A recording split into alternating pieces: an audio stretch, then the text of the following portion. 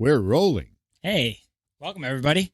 Welcome to episode 64 of the Jiu Jitsu Dummies Podcast, sponsored by Fightback CBD. Get 20% off your CBD order at fightbackcbd.com with code JJD.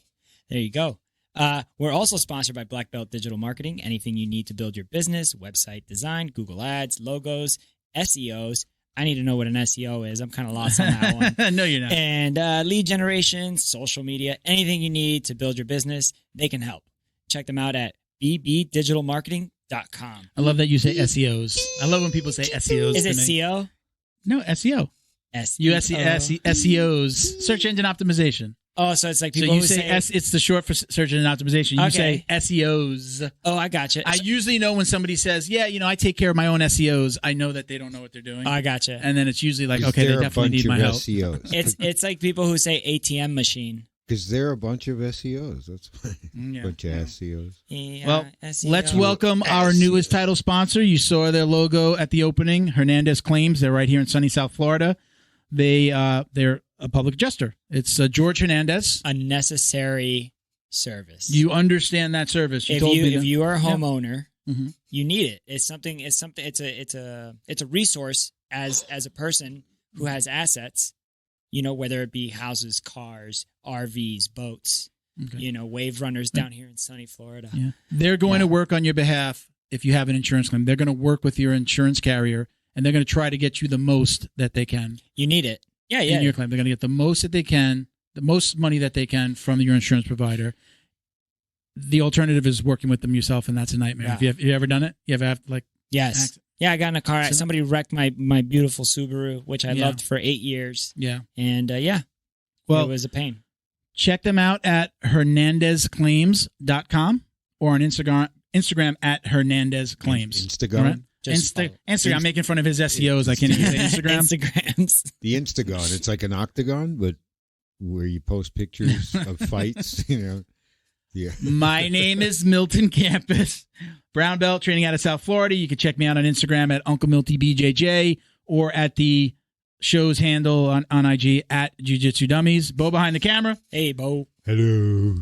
Miguel riding shotgun. Miguel, Hi, good job at reading the intro. I'm hoping that you're going to take that whole thing over. You should see how I do this at home. I just want you to do the whole thing. You see, that's how. Are you looking in the mirror doing it? In the mirror, yeah. Are you clothed or are you looking at yourself naked? Or I wear a gi. What? No underwear? The fact that you asked. No, I do. I be JJF, no shirt underneath, and then after I'm done, when you win, you got to, And you say I'm weird. You asked him if he does it naked. You see, now you just proved So if you're not following us on TikTok at Jiu Jitsu Dummies Podcast, you have to do the whole thing. At Jiu Jitsu Dummies Podcast, you are becoming one of our most popular characters. We're putting out snippets of the show, and the stuff that you say is super funny, and we've cut some really good clips. So if you're on TikTok, give us a follow, check it out. Miguel, we've got laying pipe, we've got when to add the underscore it's what we do. BJJ to your IG handle. Those are things that I feel strongly about. It should be handed out. Go check him out. He's becoming very popular. You're coming into your own. I'm like a proud papa. Hey, push the little birdie out of the nest. I'm not even trying. I'm just having fun, y'all. All right, listen, guys. We have an awesome podcast today. Yeah. This is probably one of the biggest episodes that we've done to date. No offense to any of our previous guests, but this is really awesome. big. Everyone has led to. Everybody has led to this. Right. If it wasn't for having Jay on, we wouldn't have met today's guest. Yeah. So they're all small time. Yep. I'm just kidding. Come on, Bo. So world time. Let's bring them in. Here they are. All right, everybody. Joining us today, we have Jason Gochez, Brian Fuery, and the man himself, former light heavyweight champion, UFC champion, Rashad Evans. How you doing, guys? What's going on? What's going on, brother? Welcome to the show. We appreciate you guys coming out. Lot to talk about, right? I definitely like to start with the comeback, right? Yeah. How did this all come about? We were talking about you're going to be fighting in Khabib's new organization, Eagle FC, correct? Yep. Give everybody the details. Tell us what's going on. Well, I've been trying to get in a fight for a while. I've been trying to, have one more fight or just do something fun, like with boxing and everything. You know, ever since I retired, I kind of was in that space where I didn't want anything to do with fighting. And then I started to train and started to, you know, just work on the mental aspect and sort some things out of my life. And, you know, just that flame came back, you know, that flame that I thought was extinguished, that, you know, didn't allow me to compete at my very best towards the end of my career. I felt that flame coming back, and it was a surprise to me, because when I retired, I was like, you know what, I'm done. But, you know, it's amazing what happens when your mind starts getting into it. And then, you know, changing my diet, just changing a lot of things in my life really was the essence of me, you know, starting to feel my body come back, my mind come back, and the desire to come back to compete. And, you know, training fighters and things like that. You know, like they say, you're in the barbershop too long, you're going to get a haircut. So it's my time to get a haircut. There are so many little things in there that we want to talk about. First of all, let's go. Are you a vegan now? Yeah. So is that, do you feel like that's partly responsible for just your change in mindset? Yeah, like going vegan, just changed everything, to be honest. You know, changed my body for one, changed the way I feel when I compete, when I train. But more or less, it changed my mindset. You know, when you become conscious about everything you put into your body, you become more conscious. And, you know, becoming more conscious is something that I desperately needed, because then it helped me to, you know, ask the right questions that I was not asking before. You know, sometimes you can do something for so long, but then after a while, you forget why you even started, you know. And I felt like when I was competing and towards the end of my career, I felt like I lost my why. Why am I doing this, you know? And I think being able to assess why you do anything is the you know, is the reason why you do anything. You know, you have to be able to know your reasoning behind it. And once I really started to sit back and really understand why, you know, why things happened the way they did in my career, and you know, why I even wanted to compete, where was the desire coming from, and I asked myself the hard questions, then I was like, yeah, I can do this again. So, you know, changing my diet was one of the big steps. I went vegan for about 6 weeks. I had a heart attack 5 years ago. June is 5 years. Oh, you actually did have a heart attack? Yeah, I really did have a heart attack. And they give you a list of things that you're not supposed to eat. And I remember it started with marbled meats. So it was like cold cuts are gone. Yeah. Turkey sandwich, turkey, chicken, all that stuff, gone.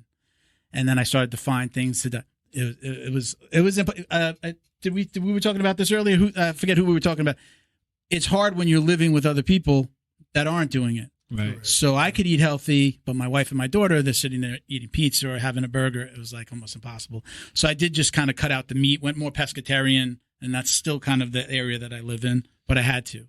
Yeah. You know, so, I mean, for me, it was kind of like, you know, it was just kind of like a sudden thing. It wasn't really even something I was even trying to do. Yeah. It was like, you know, honestly, it was basically off of a mushroom. I know where you're going. I'm going to ask, so you can talk about it. Yeah. I'm a fan, Rashad. Yeah, it was off of a psychedelic trip that I was just like, I just had, you know, the knowingness telling me, like, when you get in a really deep state, when you're like over like 5 grams deep, and then you know, something hits you, and something hit me, and it just kind of revealed something that I just never even thought that was possible for me before. So Joe Rogan's right. So Joe Rogan he's been preaching it for a while. I know about this. This is my area. It's our in-house pro. Yeah. All I'm going to say is this: June, 14 grams. Oh, see, I'm telling you. I hear it I'll come in on a Thursday to do a podcast and be like, no, let me tell you, I got this idea, or this thing happened, changed my life. So it's true, I haven't done it, but I mean, I'm sure I will. But, you know, I mean, I'm telling you this. I'm telling you, like, right now, I think that we're in this world. I think we're about 5 G's away from world peace, man. 5 grams. If we did 5 grams, it'll change the world overnight, man. I'm telling you. But 100%. I just wanted to say, like, you know, I mean, a lot of us have kids. It's like kids, if you just kind of pay attention to them, they listen to their bodies. Like, my kids will stop eating when they're not hungry. When they run, they naturally have like a 180 beat cadence. You know, they like do all these things that like you have to relearn as an adult because you unlearn them. Yeah. And it's like, I felt like maybe what you experienced was your body was trying to tell you something, and you needed that to pay attention to yourself. Yeah. And it's like, it's nothing in this world is black or white. You know, it's like, it's always in the middle. And maybe you just forgot. You know, And that's now you- exactly what happened to me, actually. It Yeah. got me paying attention to my body. And it's That really was- important to do that because of you and Ben Greenfield. Yeah. Yeah, he looks like he's like 22 and he's like 100. Yeah. I think he's like 40. He's like 40. He's Yeah. up high 40s. You know what I'm saying? I'm 37. I'm no spring chicken. I got some country miles, but like this dude, like ex ultra runner, I think he did like Ironmans like professionally, but like because of you two, I got onto the spirulina and chlorella, the algae, Yeah. and like did the research, and like in Japan, like only breast milk pretty much can keep a newborn baby alive, and spirulina. Okay. Oh. We're getting I'm telling you, a little bit away from fighting. I'm drinking spirulina right now. But I mean, it's I take like 40 pills. Okay. You know the little ones? Yeah, the I little get ones, the yeah. ones from Hawaii though that are cracked with vibration Yeah. instead of cracked with the stone and glass, so you don't have any because it's like the mitochondrial cell is yeah. So harder you to know, crack. yeah. I so did you my know. research. I surround myself with it. Yeah. Huh? Yeah. So let's get back to the fight. So what we understand, like this fire came back. Mhm. Did Khabib reach out to you? Did you reach out to him? Did you find out what he was doing and reach out? How did that all happen? Well, me and Khabib were kind of like stable mates when it comes to we're managed by the same guy, Ali Abdelaziz. Okay. Yeah, okay. So it was like a natural flow. But you know what made me really want to do this more than anything, is I feel like the way things are happening right now in this world, I feel like you never know what you're going to wake up to tomorrow. You don't know Yeah. what kind of world you're going to wake up to. You don't know what kind of restrictions you're going to have put on you. So I felt as if like, if not now, then maybe never, Yeah. because you never know what's going to happen. It feels as if like, the powers that shouldn't be is kind of phasing us out of our old way of living, and, who knows what that can bring, tomorrow down the line. So I felt as if like, if I have an opportunity to compete, I'll at least do it one more time. Okay. And when's that fight? January 28th. It's Okay. going to be here in Miami too. So All right. yeah. It isn't. I was asking. I thought it was in California. Nah, No? it's here in Miami. Oh, yes. Habib All right. and they Press passes. I'm gonna Yeah. get on that. yeah at the Eagle Promotions they got Where's it going to be? so they actually bought out the old Viacom building, Okay. the one that Nickelodeon used to film in, Okay. and they did it like the Apex Center. They did it like the Apex Center. It's like really That's like smart right It's gonna now. be That's tight. kind of the way you got It's to. crazy. Wow. yeah, it's 20 crazy. 20 Oh foot. wow. Yeah, Is it going to be a tight space, like 20 foot? No, it's actually got a lot of room. I mean, they got a really nice area where they done the arena with really nice plush like stadium seats, Mhm. and they done nice locker rooms for the fighters, and they got like a nice area to take pictures in. So they Yeah. really did their thing with it. So now this is an MMA fight. Yep. Okay, because I've been hearing you talk a lot about boxing as well, Yeah. and maybe kind of going more to the boxing side. Well, I mean, I just wanted to get in the fight so bad I was willing to do boxing too. Okay. All right, because I hear you've I don't want to call it a call out, but you've invited Logan Yeah, Paul into the ring. I wanted to get on the circus. I did. Yeah. I did want to get in the circus, but I mean, Past tense or I don't blame you. yeah, I mean, it's kind of something that like it's a lot less on my, totem pole. I mean, if they Yeah. said, "Hey, Rashad, I'll fight you," and cool, but at the end of the day, it's not nothing I'm gonna chase. I'm not gonna keep on calling these dudes out because Yeah. at the end of the day, I feel like, like they got a lot of juice right now, and they've done a great job of promoting themselves and doing what they've done with that space. But at the end of the day, like, I mean, they never really put in that work like Yeah. that. I mean, look, granted, what Jake has been able to do thus far, I hate to say it, it's been all right, man. He's athletic. it's getting harder and harder to hate on him. It's getting harder to hate on because here's what I don't hate. I know what it is to get to fight, but I know how hard it is to do exactly what you say you're going to do. He's calling out his knockouts. He's out there doing it, prophetically, and when somebody's doing it at that level, you got to say there may be a little bit more to this than that meets the eye. Yeah. Jason, the boxing coach, what do you think about that? What do you think about him getting into a boxing ring? Well, going back to that, Jake Paul, adding to that, from what I've heard from the circles, is at the very least, like, the dude is taking it serious. Like, he takes his training serious. Yeah. He's not just in there, like, just trying to play around. You know what I mean? So you got to respect that. Yeah. He respects the sport. You know what I mean? So. And if you were advising Rashad, I mean, is this a good move? Is this a good world to get into? Rashad is a warrior. You know what Yeah. I mean? And a fight's a fight at the end of the day. You know what I mean? Yeah. He's got two hands, and Jake Paul got two hands, and You know, in a situation like that, anything can happen. You know, he's got experience on his side. You know what I mean? I don't think, you know, I mean, no, obviously with respect to Tyron Woodley, you know what I mean? But, you know, Tyron Woodley and Rashad Evans, man, there's experience on that side. You know what I'm saying? Hey, everybody. Just so everybody knows, that's Jay's Big here. J. Big J. Behind that. Jean Blanchard Monjoy. Am I saying it right? Monjoy. Yes, sir. Monjoy. There you go. Big J behind. You guys, I forget what episode it was, but look back at, in our, was it our 30s, right? In our 30s? Something like Jay, that. I think it was in our Somewhere 30s. around there. Somewhere around 30s or 40s. Look for episode 30, 40. You'll see Big J. The search bar will figure it out for Yeah, you. or just search his Yeah. name. I don't know if anybody's going to know how to spell Monjoy. No, Big J. I think it'd be a lot of fun. I think Yeah. Yeah. That, you know, it's, you called it, you know, a circus. I think I grew up on boxing. That's where my love of even what I'm doing now with jiu-jitsu came from. As a little kid, watching like the fights, like ABC Sports. I remember little kid, and I'm 48. Little kid watching Saturday and Sunday fights with my dad, like back when it was in the parking lot in Vegas, before they had the big arenas, right? That back when, remember that guy that came in with the parachute and the pack, right? That, I remember I was watching that fight, right? The fan, so I remember, I'm a fan from back then. And so then growing up, getting into, you know, UFC and MMA, and then, you know, becoming a jiu-jitsu practitioner, I looked at this like, this is a fucking circus. Come on, really? And now it's getting harder and harder to hit on both of the Paul brothers. Yeah. It's like, listen, they're getting in there, they're doing what they're, you know, what they say they're going to do. It's a circus, but here's the genius behind what they've been able to do. They've been able to really etch out their own little space in combat sports. You know what I'm saying? It's like entertainment.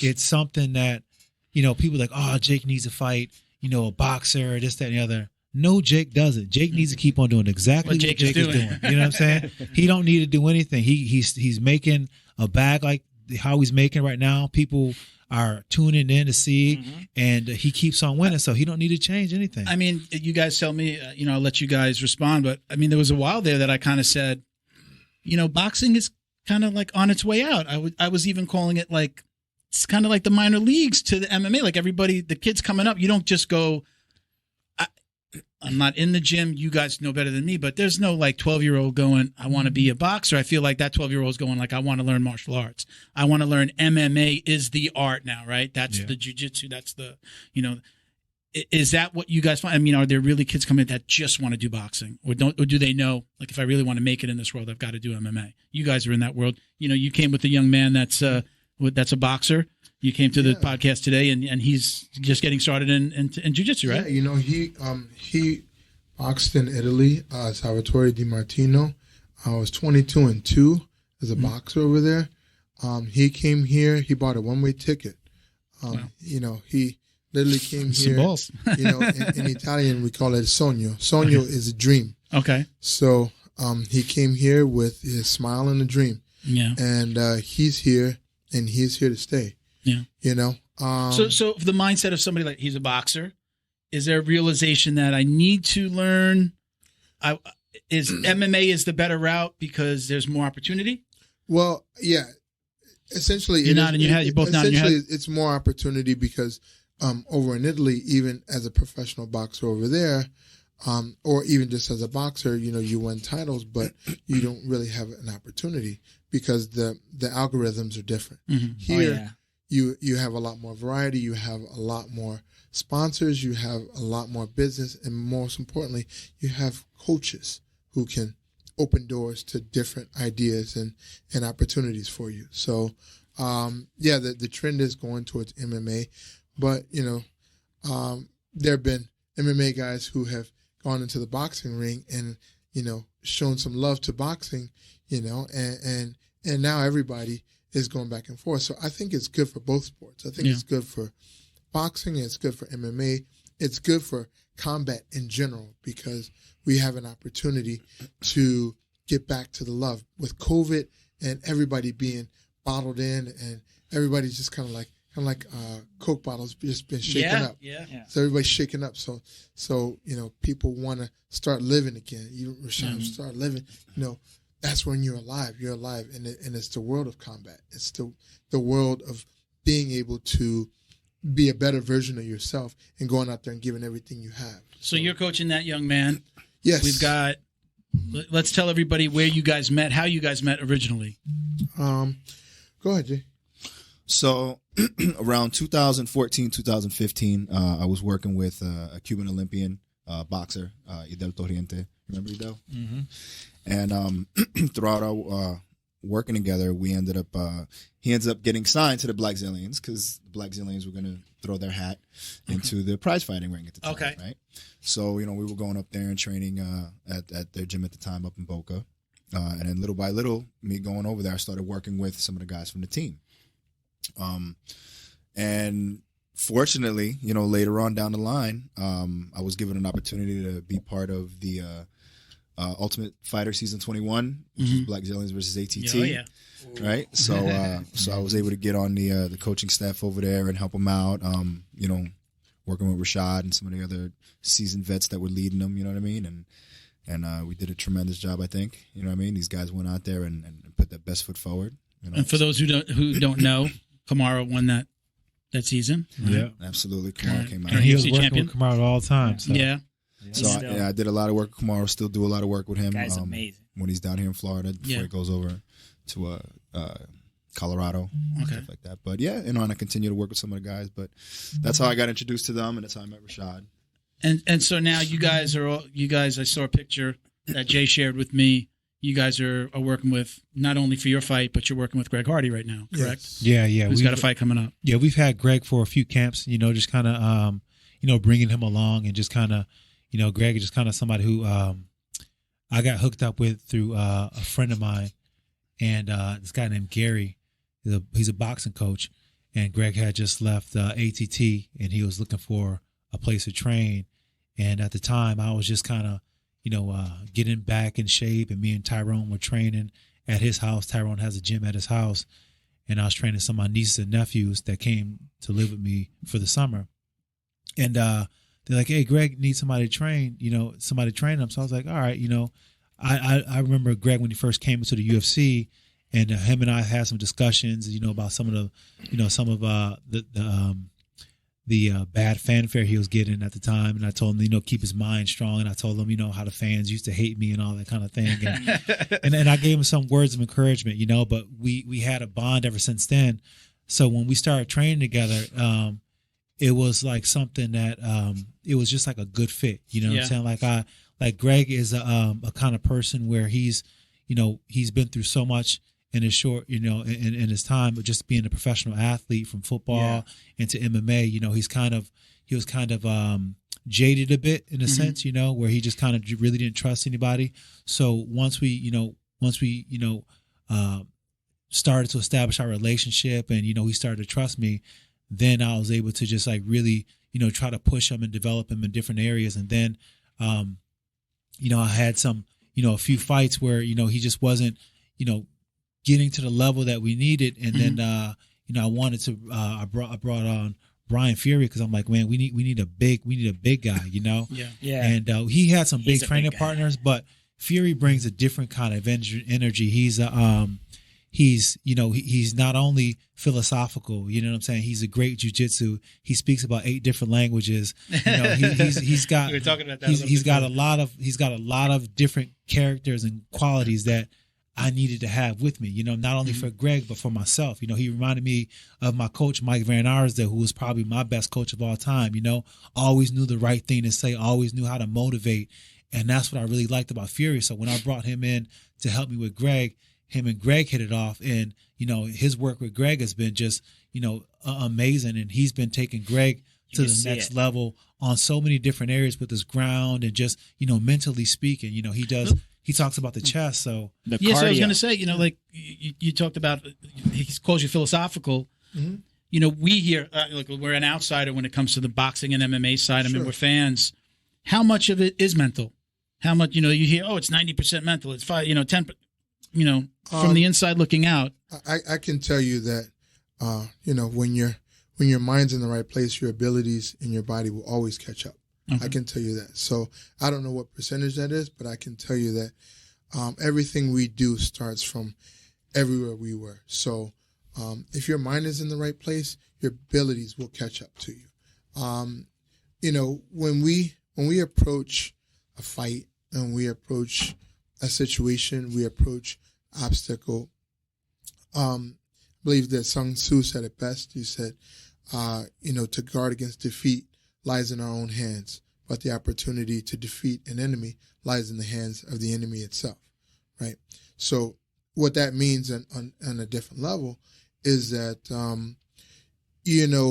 when your mind is in the wrong place, your opponent is always going to see that, and you'll give your opponent the opportunity to defeat you. Okay.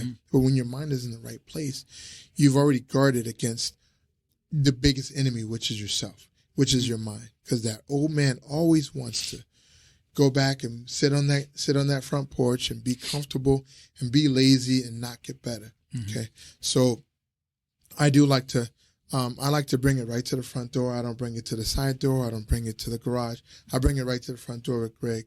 He's a big guy. He's super athletic. And a lot of people look up, they are intimidated by him. But when you go up against someone who's not intimidated, the two words I like to say is, now what? Right? Now what? Now, where do you go from here? So most people are going to approach him, being intimidated by him, but we're all professional athletes. We're all grown men out there. So what we've got to do is we got to have another angle. Okay?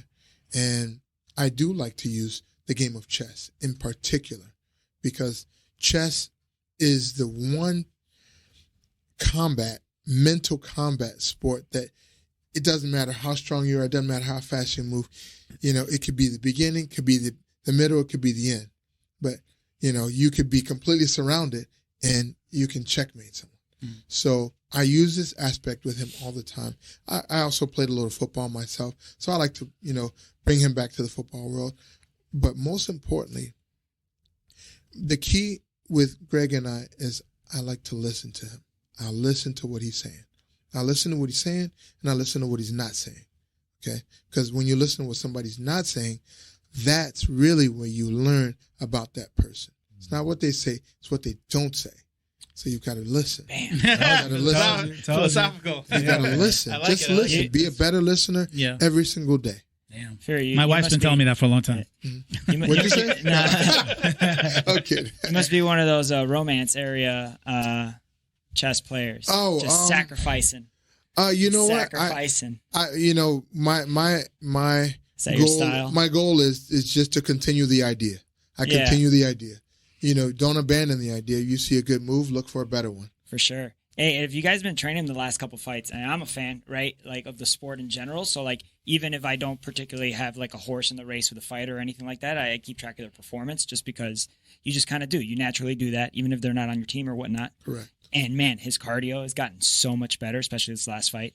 And he's just like matured in the sport. Like before, he's a behemoth, man. Like, the guy has hams for hands and super athletic, fast twitch at that weight. And man, you saw the shift in the last couple fights, Sure. And the maturity, that knee. I feel like that knee, man, that was all mental, just being super new, got thrown on the deep end, main card. Like, I couldn't even imagine, bro. I get nervous when I have to do daddy-daughter dances, bro. You know what I mean? But what's important is that you got to remember that, you don't learn anything from winning, right? So you learn when you lose. Yeah. You learn, logistics, and then you learn for preparation. Yeah, it happens to the best. Peter Yan. Yeah. Threw a knee in a championship fight. The guy's as seasoned as you could get. You know? So on the coaching side of this, who else are you guys working with? And is it always you guys working together? Yeah. If you're working with somebody, they're working with you. Yeah, absolutely. That's dope. We run our training sessions. We also got this guy named Devin who helps out with his jiu-jitsu. Devin Moultrie is amazing. Yeah. Amazing. Nice, amazing. big, tall guy, really big body, strong, young guy. High level black belt, like next level. And he pushes Greg, Yeah.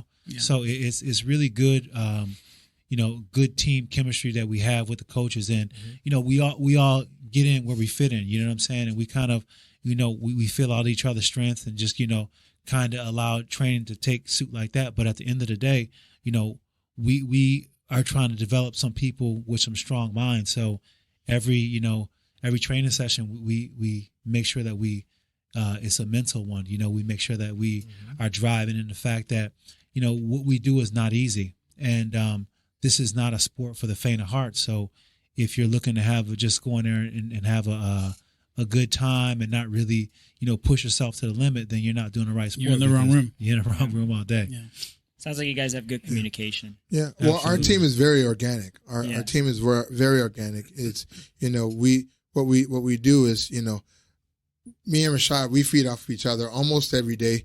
Whether we're talking, we come in and I know his game plan. He knows my game plan. If I can't show up, I know he'll take over. He can't show up. Like we know what we're doing. With Devin, there's no ego in there. We literally come in and we get the job done and everybody gets better. Everyone. That's awesome. Mm-hmm. So let's do a little rewind back to those Blackzilian days. I know that I don't think I've ever heard of what happened and why the team broke up, disbanded, whatever, however you want to say it. We've got the guys here. What happened? Well, the team started to break up when Glenn got sick. It was after the Ultimate Fighter show. Glenn Robinson, right? Glenn Robinson. Shout out to Glenn Robinson. Yeah, rest in peace. Rest in peace. One of my old partners and my manager at the time, he got sick, and he just wasn't getting any better, and he was, pretty much just financing everything, and making sure that we were all able to do what we wanted to do. I mean, Glenn was the kind of guy who, he was, not only making sure that the rent was paid and everything like that, he would also house fighters, pay for them to live, give them allowance, and give him a job at the other business that he had with Iron Bridge Tools. So he was very generous in that respect, and a lot of people took advantage of him. And but at the same time, he loved to help people out. Like that's where some people buy cars and all different kind of things, but what he wanted to do was he wanted to help people out, and that's what that's what he did a lot of times. But when he got sick, the team started to get fractured, and we moved to Combat Club and started working out of there for a while, and then from Combat Club, then we moved over to Hard Knocks 365, and then from there, once Glenn passed, it was just like the Blackzilians were no more, So the name, it was never about internal fighting or things like that. No, not that at all. I feel like at a certain point, when it was, the writing was on the wall where it was as if like, Glenn was, maybe not coming back into the picture. Mm-hmm. Henry and those guys wanted to make a move where they weren't going to be handcuffed by the name, because Glenn owned the name. So they wanted to be able to continue to grow the team and not be handcuffed by the name that they didn't own. So they kind of rebranded themselves and kind of went their own way. Yeah, Sanford MMA, right? Yep, Sanford MMA. Yep. Right. So after that, it took some time for just to kind of let some of the emotions and some of the things kind of settle, because I wasn't, I was kind of like in a position where I was an athlete, but at the same time I was part of the managerial staff, being partners with Glenn, being so close with Glenn. So whatever grievances people couldn't air out with him, they air out with me. And then I'm just like, yeah, it made me hate. Clean up on aisle 12. Yeah, it made me hate. That's exactly it. But I mean, it's tough, man, because you have these fighters, and fighters are, the fighters are, they can be a bit complex to say the least. You know what I'm saying?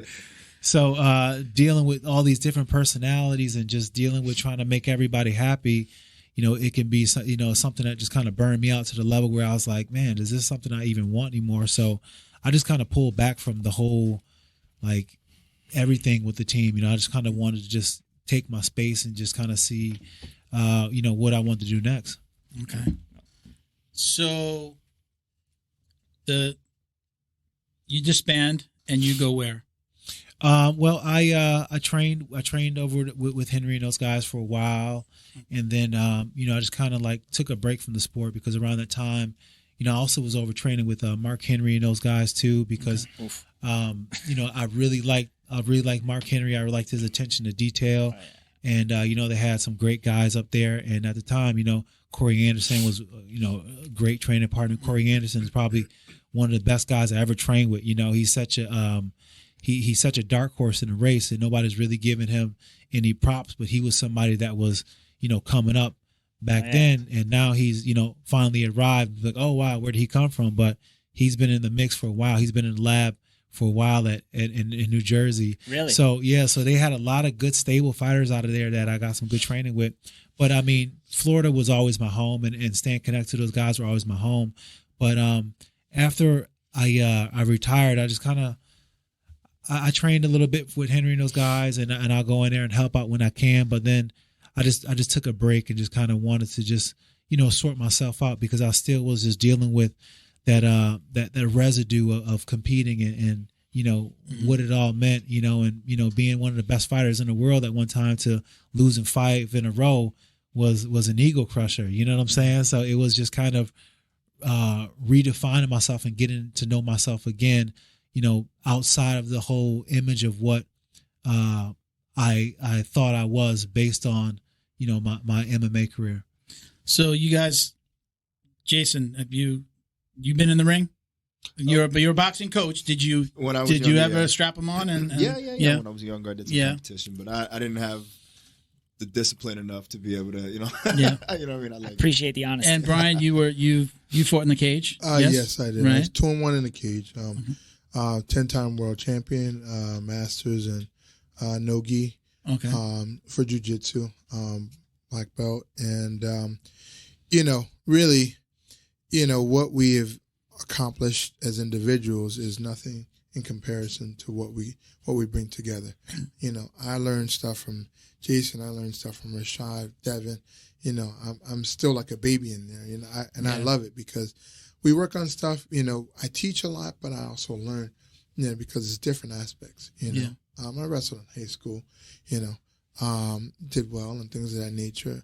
But this is a completely different aspect to anything that I've ever seen. So and especially with a Hall of Famer like Rashad, who wouldn't want to jump at the chance, to learn from the best, because he is the best of the best, and he does have a lot more left in the basement, and we will get a chance to show that January 28th.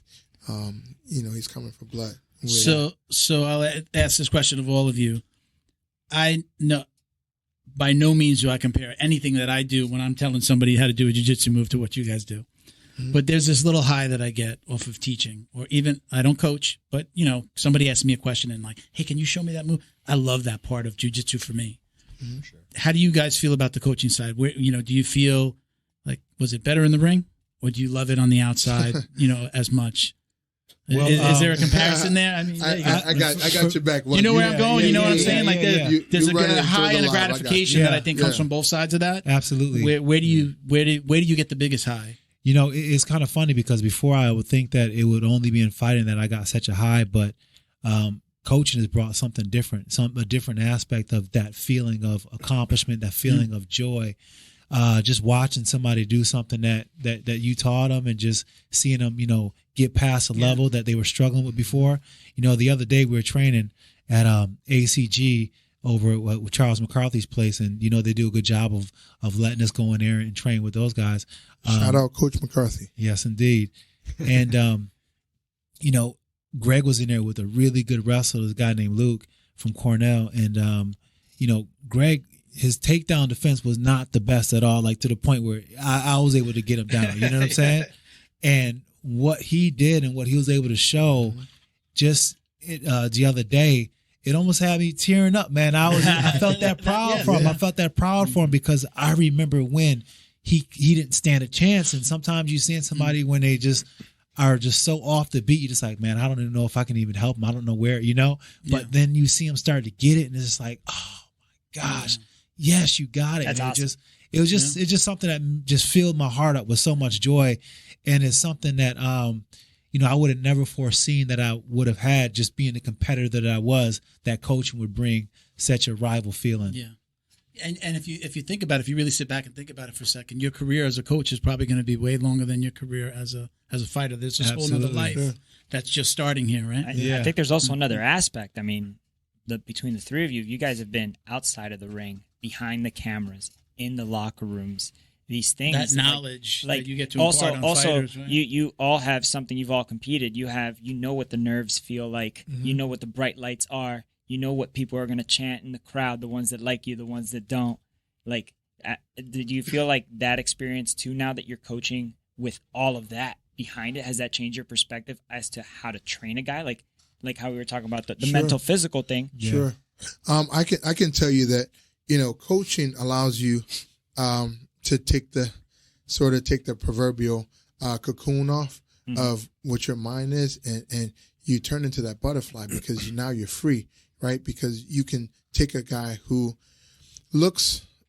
intimidated because he's going up against someone who has a superior skill set than him, and you can mold him, and you can teach him, and you can show him, and you can say, yeah, listen, you're at the bottom of the ocean, I'm at the bottom of the ocean. We're at the bottom of the ocean together. All you got to do is look up.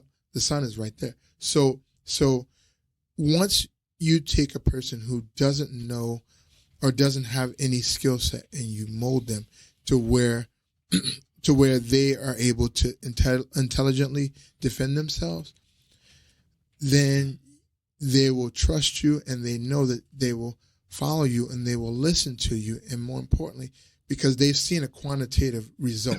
Right. They know that they couldn't defend an armbar, and now they can defend an armbar.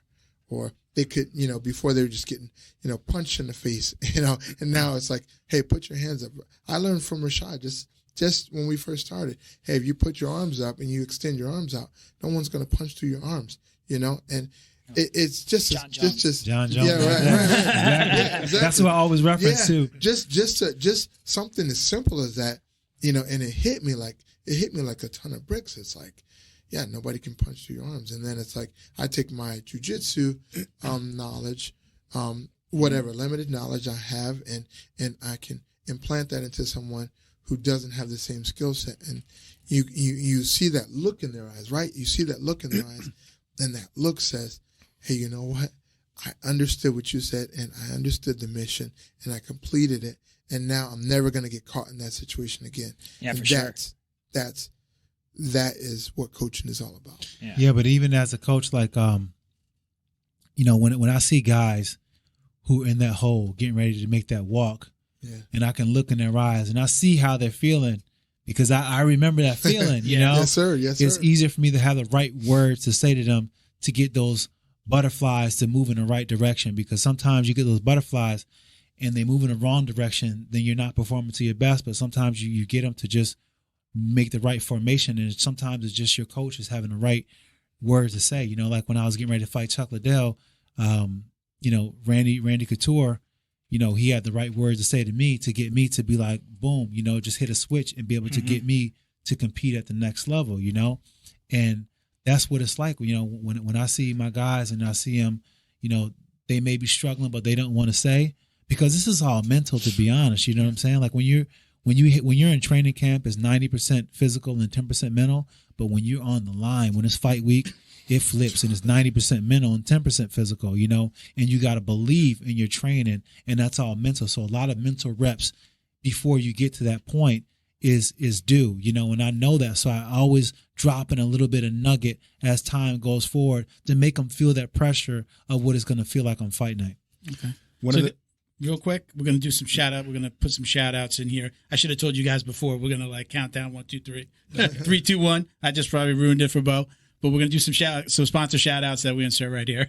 Hey guys, thank you to DD214 Fightwear at DD214_Fightwear. Gear for patriotic rollers. Let's go. I like that. I like that new one. Get 15% off your online order at DD214BJJ.com with code JJD. Shout out to Flow and Roll, our good friend Sean, at flow_n_roll on Instagram. If you're watching or listening in December 2021, everything on the site right now is on sale. Everything's been reduced. Discount codes are disabled. If you're listening in January or beyond, January 2022 or beyond, you should be able to use code JJD for 20% off your order at flowandroll.com. Check them out on Instagram for their custom gi and no gi kits. Also, you can get our signature podcast tee. I don't have one on today. Oh, man. We have our signature tee with the cool Flow and Roll logo on the back. You can get that on their site. You'll see it right in the menu. I love it. On the left. I like their logo. Shout out to Flow and Roll. Take it away. I'll let you do the rest of the shout-outs. Big thank you to Feito IT and AV, who specializes in commercial and residential automation, security, cameras, and CCTV. Check them out at feitoav.com and let them know. feitoitav.com. feitoitav.com. Please excuse me, Feito. And let them know the dummy sent you. Gym owners, New Year's, new security system. New Year. New Year's? You say it like my grandfather. New Year's. New Year. Happy New Year's. It's a New Year's. New Year. New security system. New security system. Right, there you go. Or systems if you have multiple gyms. There you go. You know, big shout out to them.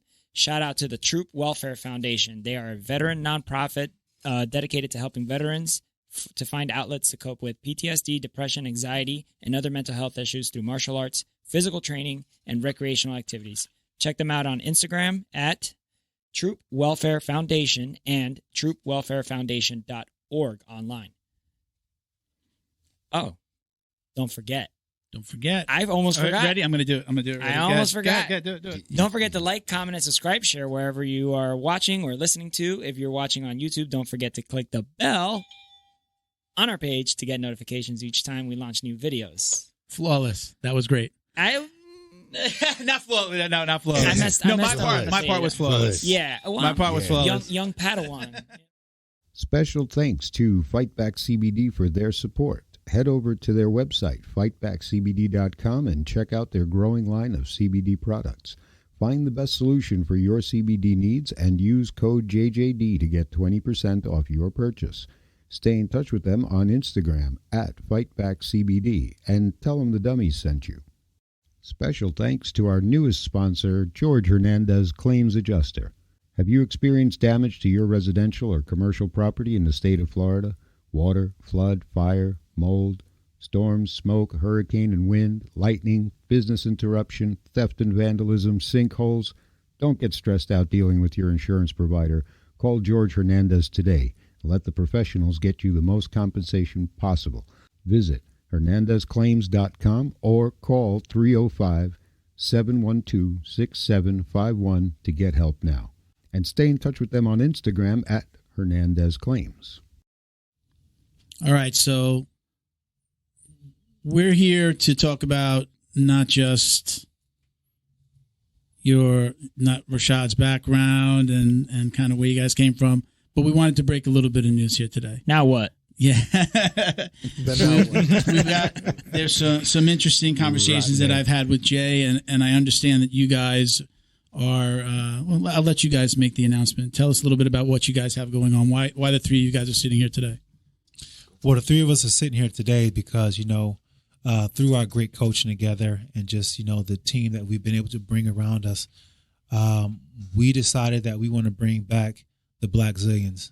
Very cool. Yeah, we want to bring it back. Yes, sir. Yeah, we want to bring it back, I'm a fan. For a lot of different reasons, but mainly because, we know that we can still turn out some good talent, And, a big part of this also is, Glenn Robinson, I want to be able to continue his legacy. He was a great man, and he was somebody who truly believed in the sport of MMA and really believed in the team that, he gave everything for it, and I feel as if if we can go back and build something and make something special that will carry his name and what he's able to provide for a lot of different people, I think that'll make his family very happy. And not only that, just make it so that everything that he has done, it wasn't a waste. That's awesome. So this isn't Why not us? Why not? This isn't a we're thinking about this. This is happening. This is happening right now. You guys have been working behind the scenes to make this happen already. It's coming out party. Right? Yeah. This is happening. This is we're official. in the process of making this happen, and we know we know what we need to do. We know the hurdles ahead of us, but we feel we have a great team that can really address a lot of those challenges. You know, with Jay's a mastermind when it comes to just organization and really setting up all the pieces on the business aspect. So, you know, we feel as if like we'll be able to not only just come back, but we'll be able to come back strong and set a precedent that we previously wasn't able to hit before.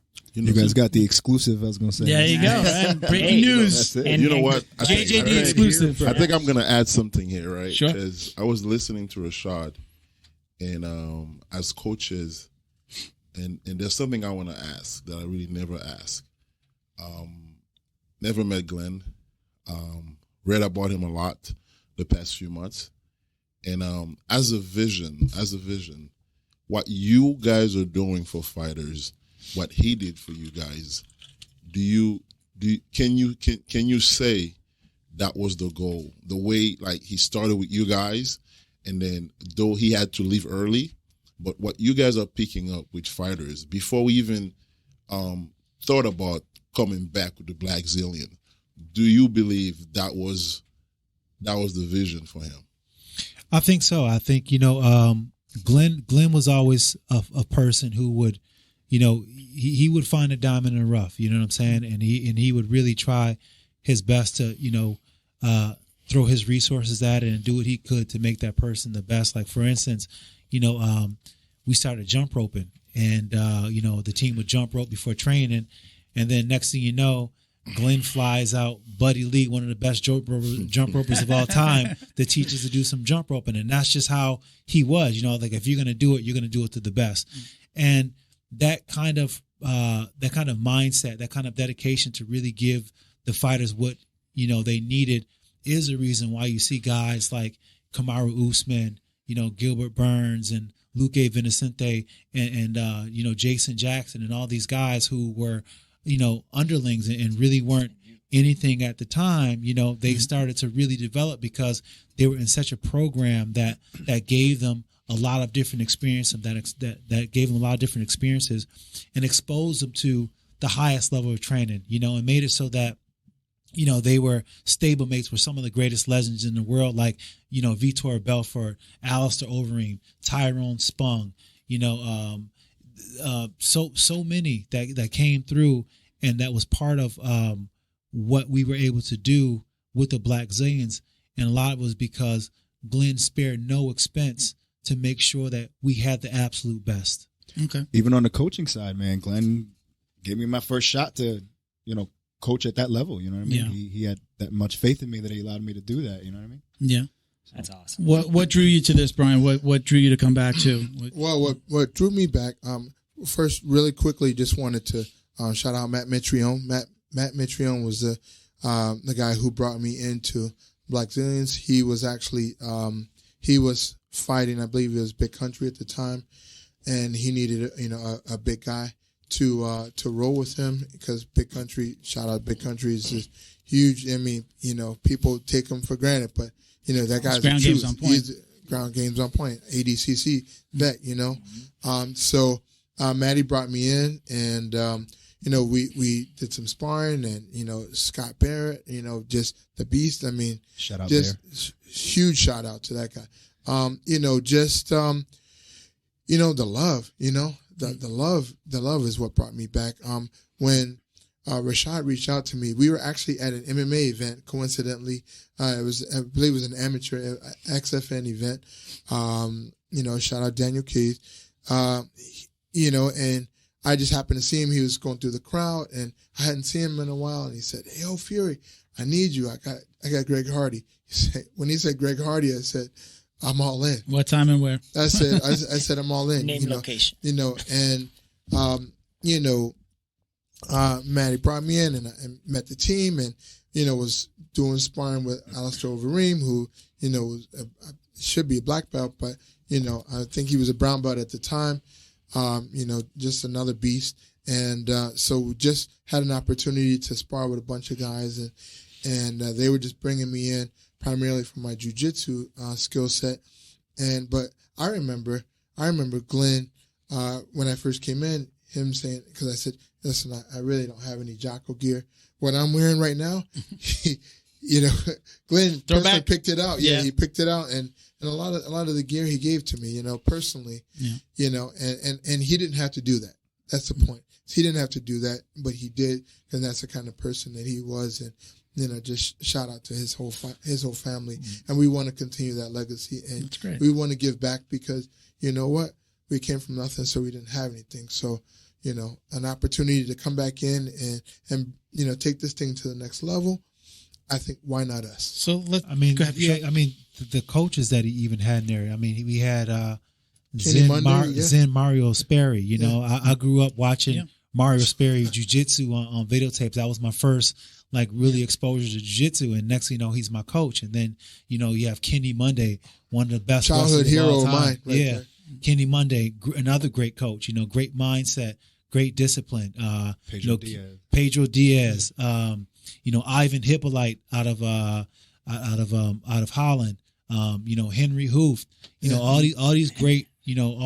Top of the top. Top of the top. The Georgianus from Brazil, one of Anderson Silva's old shootbox coaches. So he spared no expenses when it came to getting us the best of the best, and that's why when it came time for us to show what we've been working on a national stage, we were able to take out a team like ATT that's been there for decades, that had a great story history, a great camp in general. You know what I'm saying? And we were able to not only go head to head with them, but we were able to beat them in the Ultimate Fighter show. Has there ever been another team that's rivaled ATT to the extent that the Blackzilians did with at the time? No way. Right? No, man.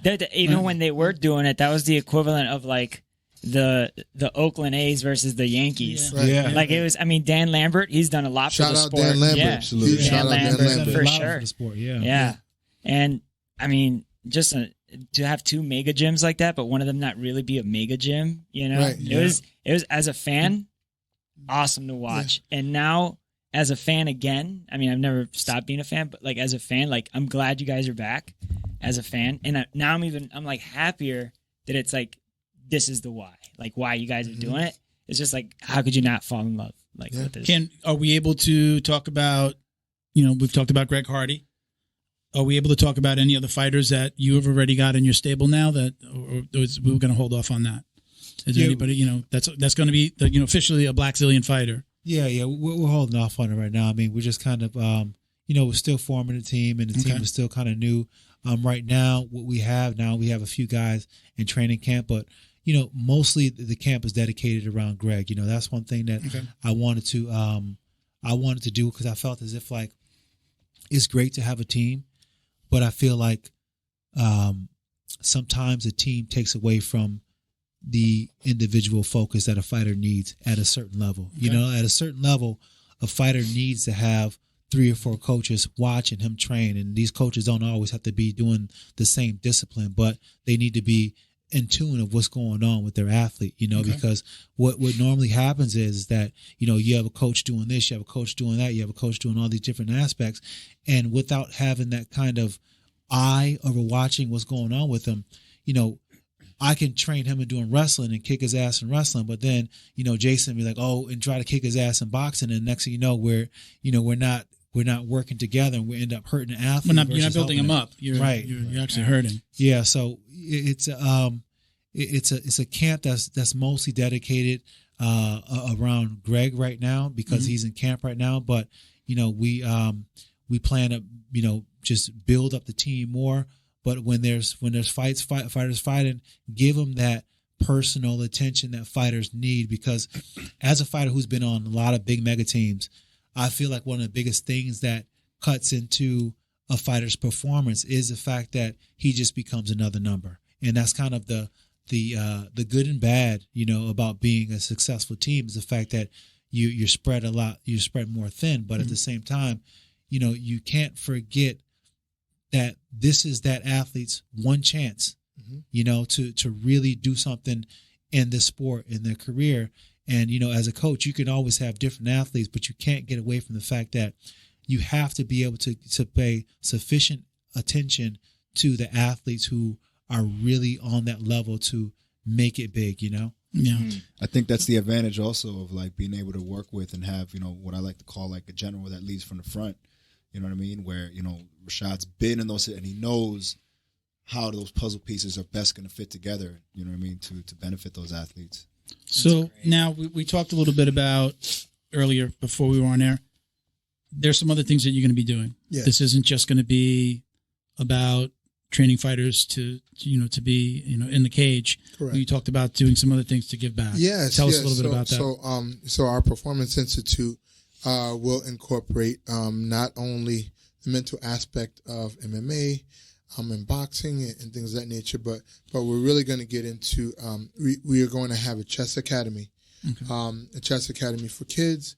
We're really going to focus on some special needs kids, and you know we have already some connections, special needs and some adaptive programs to allow people to come in, learn about the game of chess, how it relates to life, apply it not only in the cage, but also apply it in businesses, apply it in schools, apply it in your life with your relationship, you know, because it's not about skating to where the puck is. It's about skating to where the puck's going to be.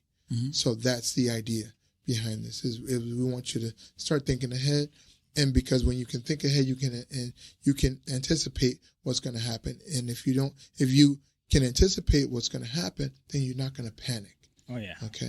And so mental health is a big portion of where we really want to give back to the community. Is we want to get some ideas and get people involved, and we want to make this more of a movement. This will be a performance institute. You know, we're getting away from the gym aspect. We're getting away from the meathead. It's not just punching each other. No, the sport's not there anymore. Not at all. That's under the rug. So now it's more of a performance institute, and so that we can focus on the mental aspect of what you're doing. We can focus on really just getting an overall opportunity to make your life better, because our careers will be short-lived or have already done, but what we, like you said, what we can give back and how we can perpetuate this thing for future generations, that will be the legacy. And that was the original legacy that Glenn started. And we'd like to continue. You guys are planting seeds, man. Yeah, absolutely. Best time to grow a tree. You know, I work with a nonprofit, a couple of them. One, Always Progress, and the other one, Real Mentors, and they kind of work together. But it's about, you know, helping out with kids, you know. And we have kids that we mentor, and we take them fishing, and we do horseback riding, but we just give them different experiences, you know, these experiences that they wouldn't normally have. And it's just to really, open up their mindset, you know, to try to show them that there's a different way. And, I think that, you know, with having a gym, having some of these kids come in and do some training and understanding what self-defense is and how to, you know, keep themselves in shape and take care of their bodies, you know, is one of the biggest things you can do for confidence, because something happens when you start to get in better shape. When you start to get in better shape, you start to take more pride in who you are. You know, it's something that, you know, you start looking in the mirror a little bit more. You start to be proud of who you are. And I think that, you know, with the way that society is, where we live in such a voyeuristic setting, that it's easy to look on the outside and see somebody from the outside and want to be that. But it's a whole new philosophy when you're happy with being yourself and really just, you know, focusing on yourself. And that's what we want to be able to give to these kids. So to shift a little bit, we talked a lot about the mental side of this. You've been on both sides of you've been loved and hated, right? Yeah. You've been on both sides of that. Hate it or love it. Where do you think when do you think you performed the best? Which side of the equation were you on, where you felt it either you drew from it and it made you a better fighter? Was it when people loved you, or when people or the were going? NWO days? I think it was when I was a bad guy. I liked when people didn't like me. That's awesome. Yeah. I mean, it was just something that at first it used to hurt my feelings, but then I started to realize that these people weren't really. They didn't know me.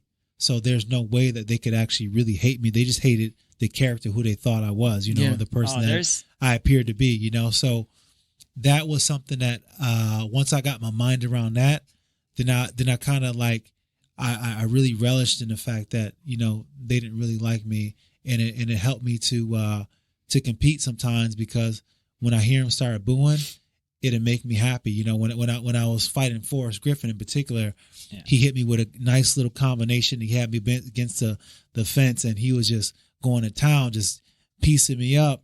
And I just hear the crowd just like chanting for him to finish me off, and I was like, not and then I did that epic, like, let's get it, But it's something that motivated me back then. Yeah.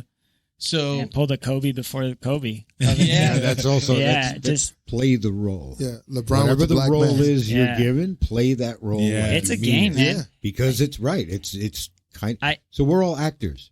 You're here as an actor, right? You might have like an assigned from birth. My destiny from birth is this, but you can kind of pick whatever role you want. Yeah. And sometimes you're given a role, and when you're given a role by your fans or by the people, play it. Play it. Wish you could be 100%. I mean, you had I like that. Muhammad Ali. Yeah. Muhammad Ali. You had some epic kind of mental battle. What's the right word? What you had with Rampage, what you had with beefs. with beefs. Okay, The fake with beefs. John Jones. Like, I mean, Tofu, man. How much of that? Yeah, well, you say fake. How much of that was real? How much Impossible was that? How? What was Impossible. that? Impossible. I never faked the beef. They all been real, man. They all been real. Like to the point where, like me and Rampage, we were. It was like almost on site. It was to the point where we were filming in Vegas, and we'll get into it on the show, and they had to be like, "Hey guys, you guys got to calm down a little bit, because we're not able to get any filming done, because you guys are cutting up way too much."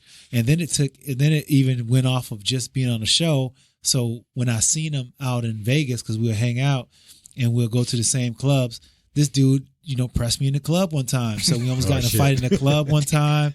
It was the beef was thick, man. But I mean, those fights where you have that kind of beef, it just made training for the fight that much more fun, because those fights will wake you up in the middle of the night, be like, yo, you better get up and run. the enemy is training. Yeah. Hey, thank you so much for all of the memes. Oh my goodness. Did you love those? Like when the internet got involved? It was so good. Oh yeah. I still like the one that comes up a lot for me right now is the Rampage when he's breaking down the door, and we all see that. On social media, he's just ripping that door. What that door do to you? Yeah. Yeah, that was a great time, man. Looking back, I mean, it was one of the funnest times of my life. It was just a great experience. And I mean, on the Ultimate Fighter show, you just never know what's going to be, like how they're going to film it. So you just got to just be how you are. And I was just being myself. And there were times where it was like I remember Mike Van Arsdale and Trevor Whitman, actually, talking me off a bridge or just punching Rampage in the face next time I see him. I'm like, yo, I just want to punch him. But it turns out, like, I mean, after we had all that beef, me and Rampage did a movie a few years ago, and now we became one of the bestest friends, man. So it's cool now. Y'all got I was gonna say, I feel like, could you say the same thing about him at that time? Do you feel like, I remember that season, do you feel like he kind of, like, he was elevating it to where it didn't need to be, like he was faking it a little bit. You mean all sizzle, no steak? Yeah. Was it? I mean, he knew how to play to the camera. He liked doing that. They're friends now, man. His whole persona was over the top. He was definitely an entertainer, but there was something about me that just irked him deeply. Really? Okay. I know what it was. There was something there. I know what it was. Do you know how aggravating it is when you're trying to get a rise out of somebody and you're up here and they're just looking at you and they're like, yeah, I'm gonna whoop your ass. And you know I remember that. I mean, that's what a bully wants, the reaction, right? A bully in that they want the reaction. And when they don't get the reaction, they get more angry. The door caught the worst of it. Yeah. You know what I'm saying? That's what he said. I'm right in front of your face. I'm right in your face. What are you gonna do? You ain't gonna do nothing. Look at you. You saw. Oh man. That's how my sister used to get me. My sister used to get me too. She would just like press all the buttons, bro. And I just be like, Love my sister. Yeah, for Love sure, my man. sister, man. So I have a question for Jason now. Sparring. I mean, this is for everybody, but you're the boxing coach. We hear a lot of talk about kind of a little less training in the ring, right? A little less sparring. Is that the path that most gyms are going on right now? It's like you need to get hit a little bit less to, not only have longevity, but to be prepared for the upcoming fight? Okay, so, all right. Facts are facts, right? The only way you learn how to get better at fighting is by fighting. Yeah. Right. Do I think that you need to have, every time you spar, do I think it needs to be an all-out war? No, absolutely not. You can have controlled sparring sessions. Like a lot of things that I do with my amateurs, for example, down in Miami, is we'll do, controlled sparring where it's like, okay, well, you can only use the left hand. You know what I mean? Okay. So you're developing the left hand. You know what I mean? So there's not so much trauma anymore. Or, all right, listen, left hand is free, right hand is only going to go to the body. So they're developing these skills without having to go in there, and it's a championship fight every time you spar. Mm-hmm. I say this thing about all the time. Like, don't get me wrong, I'm from Brooklyn originally, you know what I mean? And I love my Brooklyn fighters. But, the curse of the Brooklyn fighter is, they can't go past 6 rounds, you know what I mean? Because every sparring session up there is a 6-round world championship fight, you know what I mean? And they get those 6 hard rounds in, and it's it.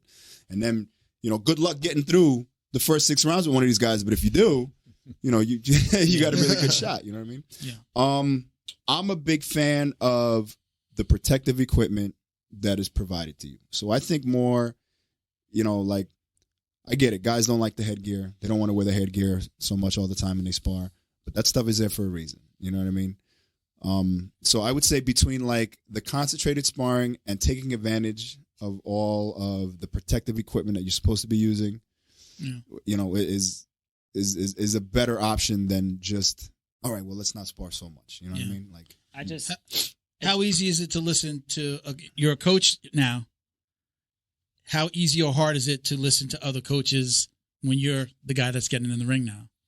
It's a lot easier. Yeah. I mean, these guys coach me they're coaching me right now, and I just listen, I'm like, okay, yes, sir. He catches on so fast that his learning curve is just like a really high fight IQ.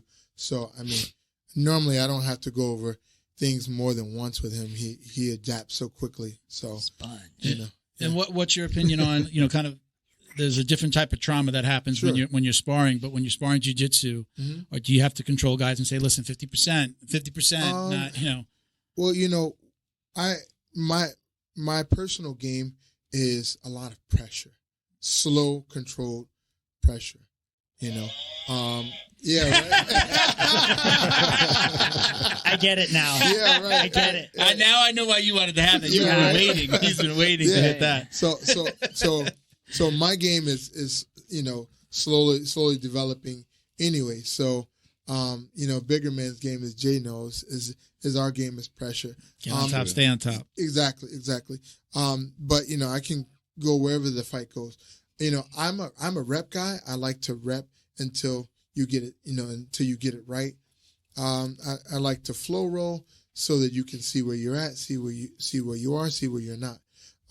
But I like to rep and build on the reps, because jiu-jitsu it really is an evolving game, because your game constantly evolves. Mm-hmm. I've been working with Rashad with leg locks, for example, and leg locks, and you've got to really know the game, and you've got to see the game, and he's got to defend the game. You got to defend the game, and you're gonna get into that world. But more importantly, you have to know what the game is out there today, because the game that was out when he was fighting before has changed with the information, podcasts, YouTube, instructional videos. These kids that are coming up, this kid out here is 22 years old, has been watching UFC for probably 10 years, and has been watching, all of this information that's available.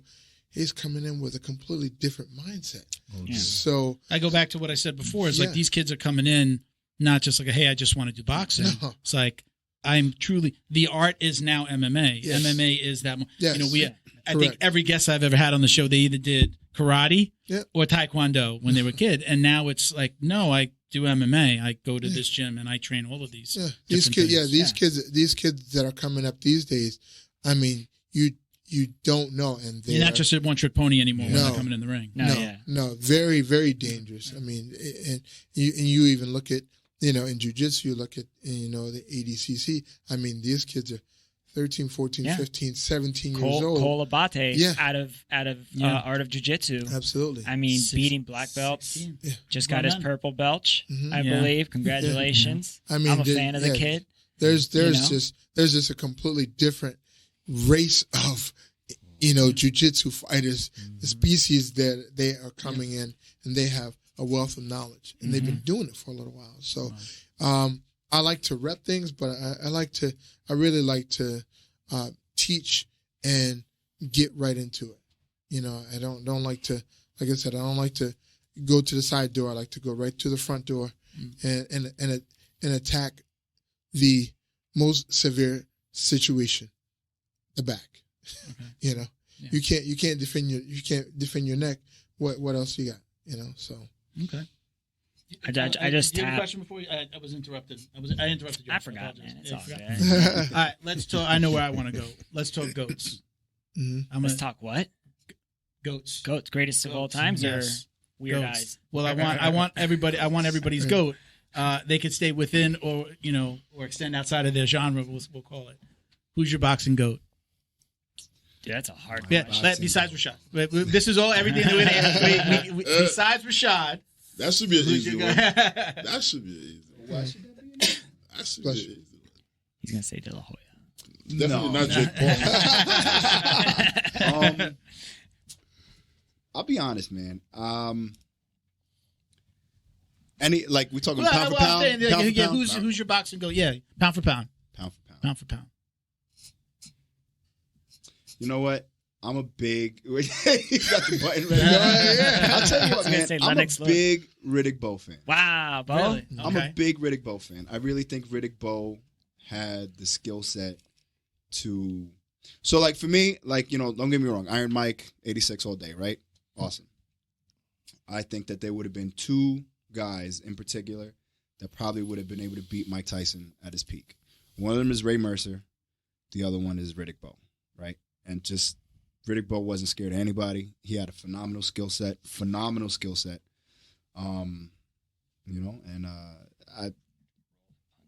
would be mine. That's, okay. from my bag. Brian, jiu-jitsu. Who's your goat? Oh man, this is a tough one. This is tough. Listen, I'm just gonna go chain of command. Shout out Pablo Popovich. Okay. He was the first school that I walked in there, and being a former wrestler, listen, wrestlers, we have a good base and we're athletic and this and that. Listen, that guy, he mopped the floor with me within 30 seconds, and he taught me what jiu-jitsu actually was. So I know that there are some phenomenal jiu-jitsu guys out there. I can tell you that Pablo, I didn't know anybody who could even touch what he was doing. I mean, he's so far ahead of his time, and he was not only mopping the mat with people, but he was also making money in jiu-jitsu before people were making money in jiu-jitsu, right? Sure. Yeah, Pablo was sponsored. Yeah, he was. I mean, he was doing. I mean, I seen him. We would have world champions come in every single day, and I would just, ADCC champ, and I would just see him just from his wrestling to his just the way that he approached the game, his calm, killer instinct. I mean, he was just. I've never seen anybody, in my eyes, I've never seen anybody better. There are many guys who deserve that title, but Pablo was my goat for sure. Okay. Speaking of Pablo, there's two guys I had the chance to train with, which you actually were the one that invited me there. The Mackay brothers would train under Pablo. Fred and Jay Moncayo. Huge shout out, Fred and Jay Moncayo. They huge. Great they also train under Pablo too, right? Yeah. Actually, so Pablo had his school, and Fred and Jay Moncayo, they really ran the school. Pablo was the head instructor, and they were really the meat and bones behind his school. and I can tell you, Pablo was a beast. Jay is an absolute savage. Fred and Jay Moncayo are absolute like beasts. I mean, they're wealth of knowledge, the best guys that you wouldn't even know. You talk to them on the phone, man, you would think they're going to sell you an ice cream cake. But let me tell you something. Let me tell you something. He was like an usher at his church or something like that, right? Yeah. Man, these guys on the mat. Yeah. It's a trap. I mean, the name is the Anaconda. That's the only way I can give. Jay is just an absolute, is a warrior. And man, if you ever have an opportunity to go to Fred and Jay Moncayo School, the Moncayo Brothers Jiu-Jitsu, I still go there, and I'm still learning even today. Even got my black belt in 2014. I'm still learning. And they are constantly, not only are they giving knowledge, but they will roll with you and they'll show you what you did wrong, and they will advance your position every single time. Very humble group of guys. Super humble, super humble. Love those guys. Rashad. Not a better school. Besides yourself. This is tough. This is a tough one. Tough one. MMA? Let's call it MMA GOAT. I mean, you know, there's Demetrius Johnson. I mean, who's up there? Mid-air armbar. Yeah. I mean, Amazing. GSP, Usman. But if I was to say who the GOAT is out of strength and schedule, despite everything, it'd be John Jones. Okay. Pound for pound. It'd be John Jones. Pound for pound. Hard to argue. There's a lot that can be said about John Jones and the things that he's done to bring a bad light onto himself, and you know, some of the things I don't agree with what he's done. But at the end of the day, he's a phenomenal fighter. You put your ESPN commentator hat on right there. He's unbiased. He's a phenomenal fighter. Hard to argue it. Hard to argue it. Yeah, that's what it is. I mean, just the strength of schedule when he first came out was like, it was like Drake's, you know, first few albums, you know what I'm saying? It was just hits, you know what I'm saying? Hit after hit. I He still was just listen to those. taking people out that were just true legends in the sport. I mean, I don't know if he'll ever get his roses to be that guy, but he definitely is. I'm sad as a fan. You know I what? love that guy. Now that Rashad mentioned that, you guys were talking about Greg, and I had a chance to meet the guy. And the media have a way to paint you. And once they get a hold of you, you can't get out of that shadow. Like, I met Greg, and I interact with him almost every day now. Very humble individual. But when you listen to what the media is saying and how they paint him, you will never believe that's the same person. Humble doesn't get clicks. Completely different. So Humble doesn't sell now newspapers. going on John Jones, like, yo, I love the fighter, but I think the fans and the media, a disservice that they do to fighters is the fact that they don't understand the fighters are human. You know, they also battle their own demons. Mm-hmm. So in the process of getting to where they are or conquering fame, people keep forgetting they have their own problems. I feel like this is one fighter that need a fair shot. Like when it comes to John Jones, I think he needs to be somewhere where not just they focusing on building the machine, but just like both Rashad, Fuery, and Jason mentioned, someone need to tap into the mental portion. Mm-hmm. And I think if he gets anyone that can do that on that level, we're gonna see a completely different John Jones. So, do you think that you're an insider? Do you think that him leaving or being banned from Jackson Wink, that doesn't bring him to a better place? I mean, it all depends on where he goes. You know, he's over with Henry Cejudo and with those guys, and you know, Henry Cejudo and Cap over there. I mean, they do a good job when it comes to, you know, keeping their fighters on task. You know what I'm saying? So I think they may be able to help in that aspect. But like Jean was saying, you know, it's about, you know, having that person that's able to be like, hey, John, this is a good idea, this ain't a good idea. But being able to say it when he's in one of his rowdy moods, you know what I'm saying? And, everybody likes to have fun and have a good time, but, some people just take it to the next level. He was one of the youngest champs. Was he the youngest? Yeah, he was. Was he the youngest light heavy? Light heavy. Did anybody have a world title at a younger age than John Jones? Vitor Belfort? Yeah. Belfort at 19, right?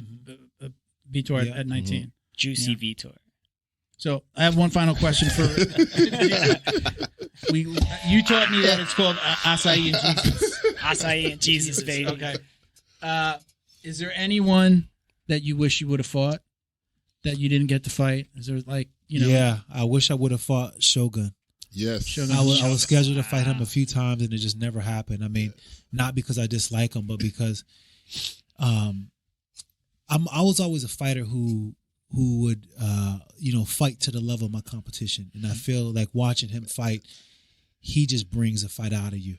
Watching his fight with Chuck Liddell and that memorable fight, I wanted to have a fight like that with him, just where it was just like war. Yeah, just a straight war.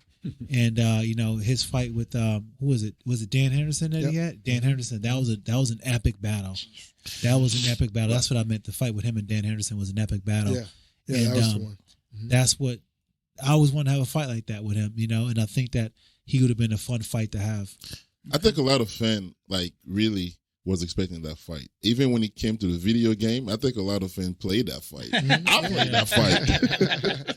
Do some lineups. What? Do some lineups on the game for sure. Yeah, I was always proud of the fact that you beat Bruce Lee, by the way.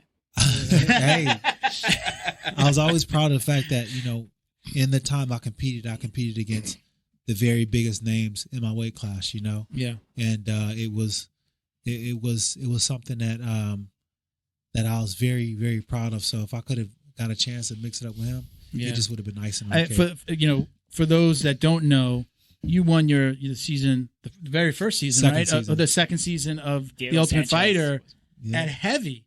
Yeah, at heavyweight. You fought a mountain. That dude was big. Brad You guys did Hines. not you guys did not look like you should be in there together at all. Every week. Every week. Yeah, right, yeah. So, I mean, that would have been an amazing fight. It wouldn't have been it wouldn't have been crazy to see you in there with Shogun, right? I mean, it would have been. You would have gone up, but I mean, it would have been it would have been great because we were around the same size. He wasn't massively bigger than me. Like everyone I fought, apart from Dan Henderson, they were mostly all bigger than me, and I used to look at being a smaller fighter as my superpower, And I remember when I asked Dan Henderson, I'm like, man, Dan, like, how do you be beating all these big guys? And he told me something I'll never forget. He said, it's because I'm big in here. And I was like, oh, that was cold. That was cold, man. So that was my mindset. I just got to be big inside, So we're going to leave it there. I want to say that I appreciate you guys coming on. Do you guys have any, anybody you want to shout out? Anything else that you guys want to say about the Blackzilians? We could put Rashad's phone number right here at the bottom. Call now, flashing. For an epic fight. If you're looking for some trainers, But anything you guys want to say?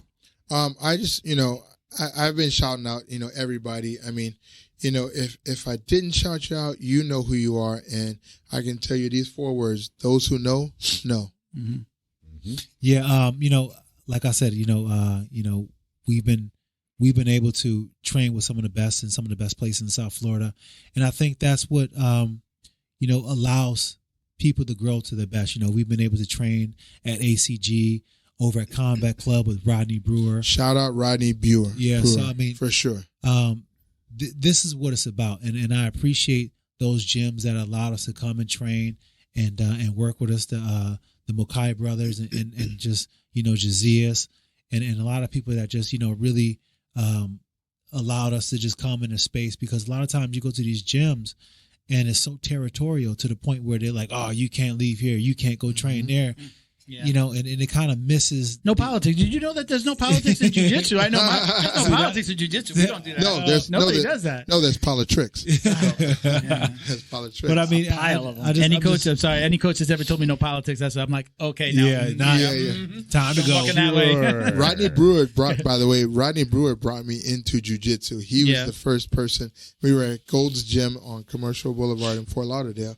And, him and Sam McCoy, another huge shout out to him because those two actually got me Sam, started Sam? in jiu-jitsu. Yeah, I know Sam. He coached at my McCoy. gym for a little bit. Yeah. Man, nicest guy, most humble. But when we first started, we were going to have him on the show, and he moved. Yeah. He's back, though. Yeah, he's back. He moved up north. He'll be hopefully be coming in and doing some work with it. Yeah, Sam, like those two, Rodney Brewer and Sam McCoy, brought me into jiu-jitsu.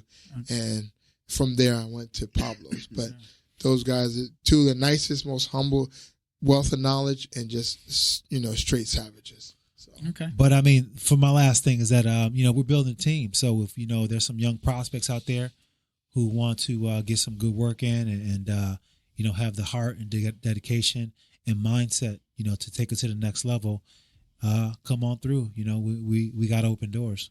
All right. Yeah. Jay? You hear that, Gemma? Little Gemma? She's not in the air. Just I'd kidding. love to give a shout out to my amateur guys down in Hialeah Gardens and Play Boxing Academy. We got some skilled guys down there. I brought a few of them up to the gym to work with Good some guys. MMA Good fighters. guys. Solid guys. Cool. Yeah. My partner down there, Mauri Ramos, great trainer, awesome strength and conditioning guy. I worked with him at Iron Mike Promotions a while back when Iron Mike Promotions was still around. Okay. So. Yeah, listen, you guys have up and coming fighters that you want to bring on. We'll give them a little shine here on the show. Oh yeah. Come on through. Let Jay know. You guys got my information now. Hit me up, and we'll have you guys come back on, and we'll talk some. We got some killers in the some stable. MMA. Very cool. Great. Voice from beyond. Would you like to say anything to take us out? Well, it's funny how you start with an idea, right? And you reach out to one person and the conversation already happening,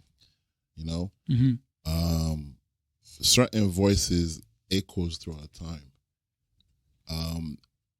What we doing as a unit is actually serving. We're leading. We have coaches, we'll be managing, but we're also serving. There's so many fighters that I see where their career went south.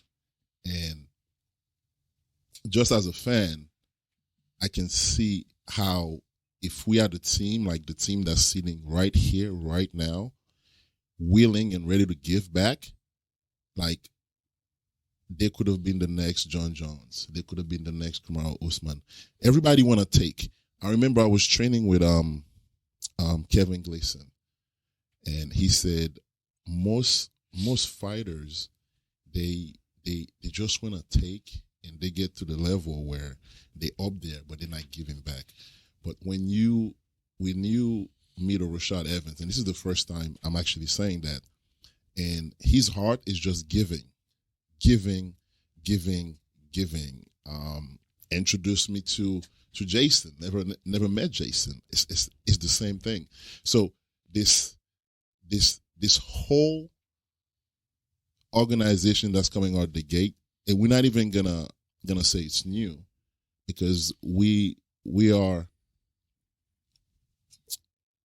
all here because of one person. Granted, he's not here, but everything we do gonna further his legacy, right? And any of us can go at any time. And the idea is, it doesn't matter who goes out first. The vision needs to be the same. It's a spirit of giving. Fuery, it's all about giving. And the fighters that we're looking for are the fighters that's willing to leave their heart like on the mat. You're willing to leave your heart on the mat. We're willing to invest in you, blood, sweat, tears, and whatever else that comes with it. Okay. Well, listen, this show was founded on giving stuff away and giving back. We started a foundation. We sponsored we did 1 year scholarships for kids. So we did 2 of them over the last 2 years. So anything that you guys have going on that we can help with, Absolutely. we're in. You don't got to ask. Just make the call. All right, guys. All right, again, thank you guys for being here, man. We appreciate you guys. Thank you, Big J. Big J. Thank you, Miguel. Yeah, he's Big J. I know who Big J is. You're Little Miguel. He's Big J, Little Miguel.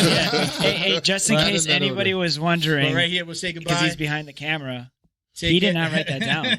He just said that. That wasn't a book. Yeah, that's why I said, We're gonna let wow. everybody go, though. That's why I said, wow. That was amazing. Thank you, everybody. I always like to say peace, love, jiu-jitsu. We'll say peace, love, jiu-jitsu, and Guys. MMA. Awesome. Thank Take you care, so Louis. much. Y'all didn't have to do that. How was that? That was awesome. The show was awesome. I thought that was great. I'm a fan. How incredible was that? I almost cried. You almost No, yeah. I did. Honestly, I really almost did because like the message, Yeah. right? Like you can't as a fan. There's no way you can't get behind this, man. This is like there's a phoenix rising out of the ashes. So number one, I want to say thank you to them again. Mm-hmm. Number two, I want to say thank you for letting us break this news and deliver this message.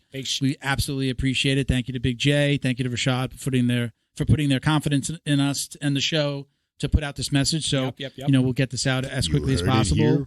But yeah, I mean, this falls right in line with what we like to do with giving stuff away, and whether it's gear or scholarships, and bringing good feels news, good, right? Yeah, It feels bringing good. What other martial arts academy is talking about doing things, for special needs kids, or doing chess, or doing other things that are going to help Maybe they the didn't community? know. Maybe this will be a shining example for others who are maybe already doing this and don't have a platform. Bring that bell. This could bring them that up. bell. And so it's a There good you thing, go. man. It's a good thing. Yep. All right. I'm sure there's people. He's right. Martial arts community, man, is a good community. Yeah. Again, thank you to Rashad and Big J for letting us do this and for just coming on the show. For Let sure. us be a part of this. Super fun. More to come. That was like a flow roll. More, hopefully, Jay.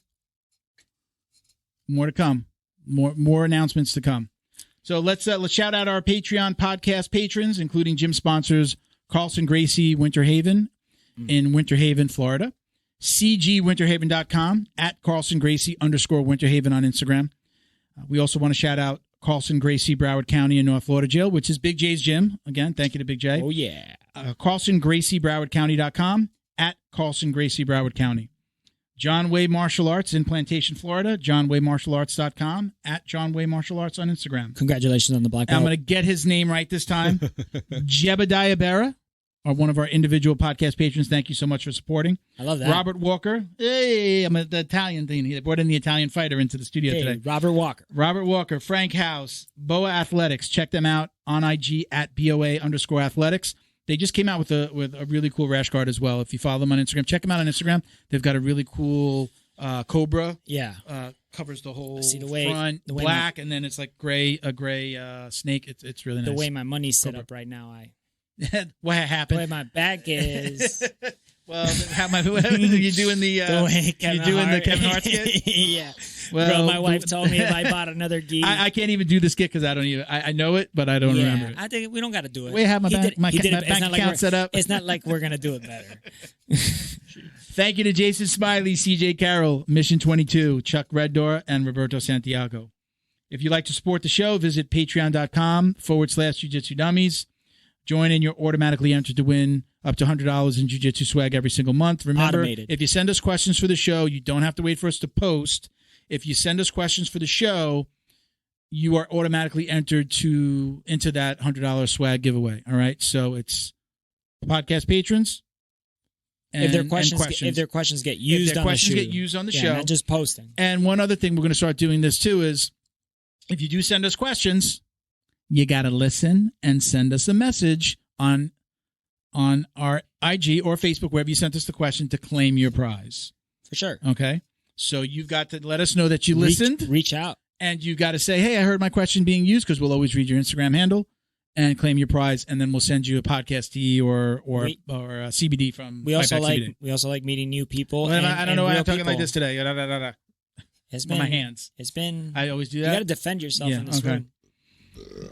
At Jiu Jitsu Dummies, for all the ways to watch, listen, and support, you can donate to our scholarship program, where we award, again, 1-year scholarships to veterans, first responders, or just amazing kids.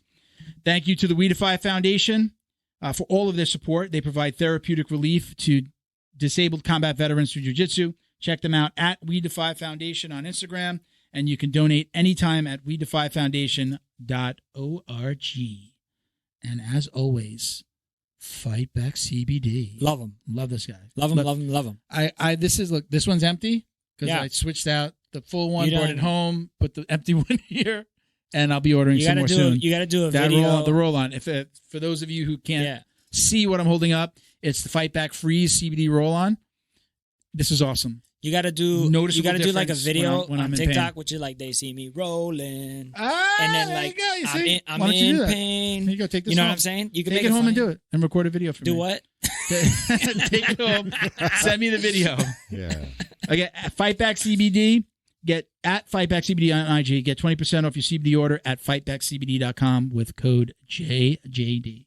Love it. All right. That's the code for all of it. If you're just on a website and you're shopping, just try throw, JJD. just Maybe- type it in. maybe you you'll might get something. maybe you get a discount. You might get something.